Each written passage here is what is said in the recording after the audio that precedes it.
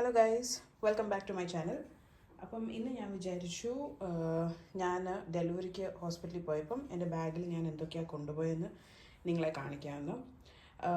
ഇതിൽ actually majority of the സാധനങ്ങളും ഞാൻ യൂസ് ചെയ്തില്ല. അതിൻ്റെ റീസണും ഞാൻ വഴിയെ പറയാം. അപ്പം നമുക്ക് നോക്കാം ഞാൻ എന്തൊക്കെയാണ് കൊണ്ടുപോയെന്ന്. ആദ്യം നമുക്ക് കുഞ്ഞിൻ്റെ സാധനങ്ങൾ നോക്കാം. അപ്പം കുഞ്ഞിൻ്റെ സാധനങ്ങളിൽ ഞാൻ കുറച്ച് വൺസീസാണ് കൊണ്ടുപോയത്. ഇങ്ങനെ ഇടാൻ ഇത് കുറച്ച് തിക്ക് മെറ്റീരിയലാണ്. അപ്പോൾ ഇത് കുറച്ച് തിക്ക് മെറ്റീരിയലാണ്. അപ്പോൾ ഞാൻ വിചാരിച്ച് തണുപ്പ് വല്ലതും ആണെങ്കിൽ കുഞ്ഞിനത് യൂസ് ചെയ്യാവുന്ന. പിന്നെ ഈ പറഞ്ഞല്ലോ കുറേ ഡ്രസ്സുകളായിരുന്നു. കുറേ വൺസീസ് ഞാൻ കൊണ്ടുപോയി. പക്ഷേ ഇതൊന്നും ഞാൻ യൂസ് ചെയ്തില്ല.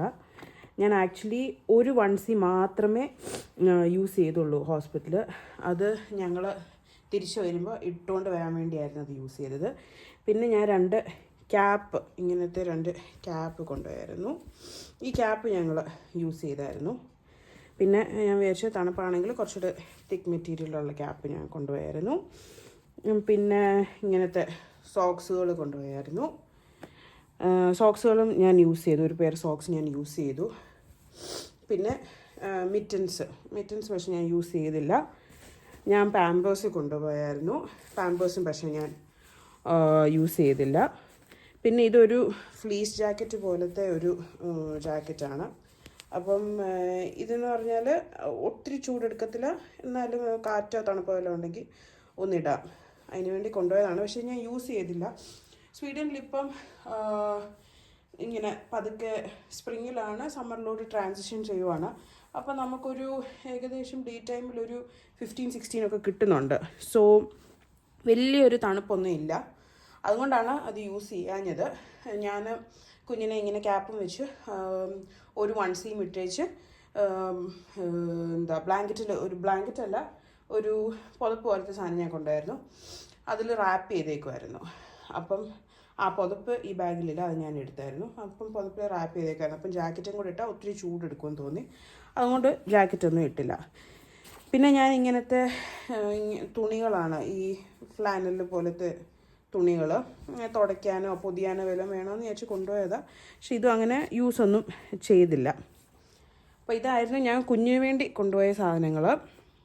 അപ്പം ഇവിടെ ഇതൊന്നും അധികം യൂസ് ചെയ്യാത്തതിൻ്റെ കാര്യം, നമ്മൾ ഡെലിവറി കഴിഞ്ഞാൽ ഉടനെ തന്നെ അവർ കുഞ്ഞിനെ നമ്മുടെ നെഞ്ചത്തോട്ടിടും. എന്നിട്ട് അവർ പറയും maximum skin to skin contact ആണ് വേണ്ടത്. അപ്പം കുഞ്ഞിനെ ആ ഒരു ടൈമിൽ ഡ്രസ്സൊന്നും ഇടിയിപ്പിക്കത്തില്ല.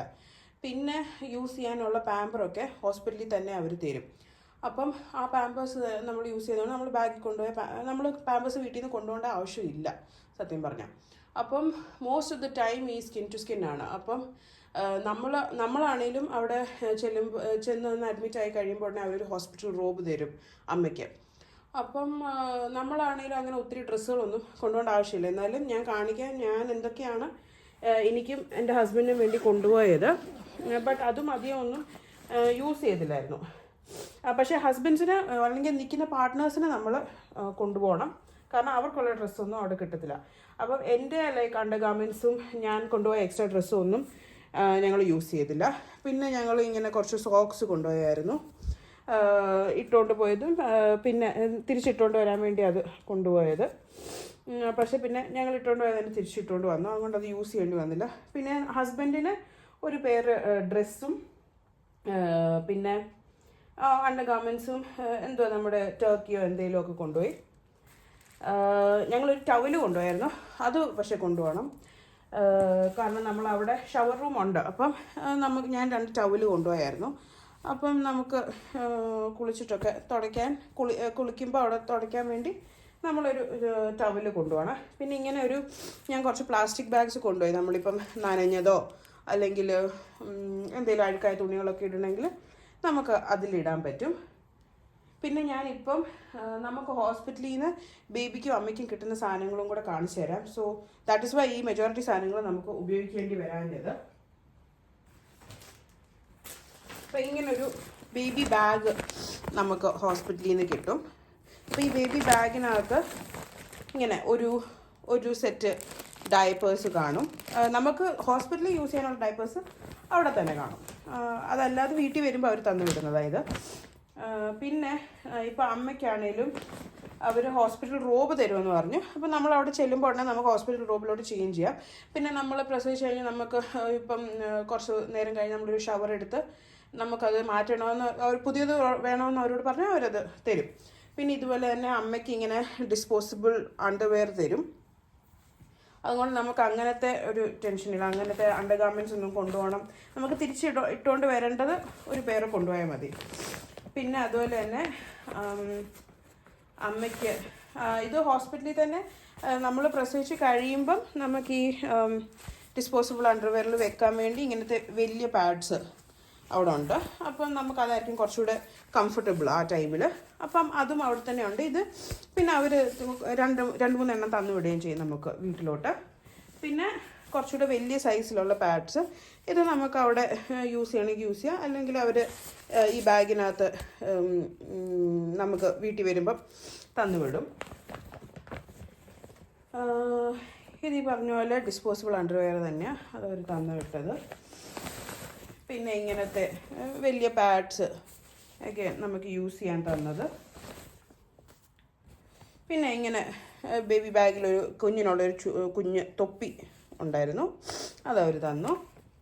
പിന്നെ അതുപോലെ തന്നെ ഇതും അവർ തരും. ഇങ്ങനെ ഈ നമുക്ക് ബെഡിൽ ഇടാൻ പറ്റുന്ന പോലെ ഈ അബ്സോർബൻ്റ് ഷീറ്റായത്. അപ്പോൾ ഇത് അവർ ആ ബാഗിനകത്ത് തരുന്നതാണ്. അപ്പോൾ നമുക്ക് വേണമെങ്കിൽ വീട്ടിൽ വന്നാണെങ്കിലും കുഞ്ഞിനെ കിടത്താനോ ബെഡിലോട്ട് കിടത്താനോ, ഇപ്പം ഡയപ്പർ ഇല്ലാതെ കിടത്തുവാണെങ്കിൽ ഇത് യൂസ് ചെയ്യാം, അല്ലെങ്കിൽ ഒന്ന് ചേഞ്ച് ചെയ്യണമെങ്കിൽ യൂസ് ചെയ്യാം.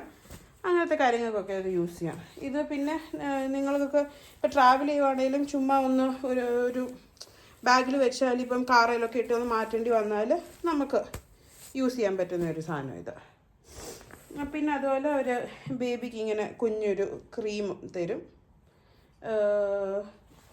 ഇതും പിന്നെ ഇതും ഇങ്ങനത്തെ ഇങ്ങനെ സാമ്പിൾ പീസ് പോലത്തെ ക്രീം തരും.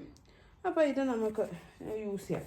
ഇതൊക്കെയാണ് നമുക്ക് ബേബിക്കും അമ്മയ്ക്കും കൂടെ കിട്ടുന്നത്. അപ്പം ഇങ്ങനത്തെ സാധനങ്ങളെല്ലാം ഹോസ്പിറ്റലിൽ അവൈലബിൾ ആയതുകൊണ്ട് നമുക്കങ്ങനെ വീട്ടിൽ നിന്ന് ഒത്തിരി സാധനങ്ങൾ കൊണ്ടുപോകേണ്ട ഒരു ആവശ്യമില്ല. പിന്നെ ഞാൻ ഒരു കാര്യം പറയാൻ മറന്നുപോയി.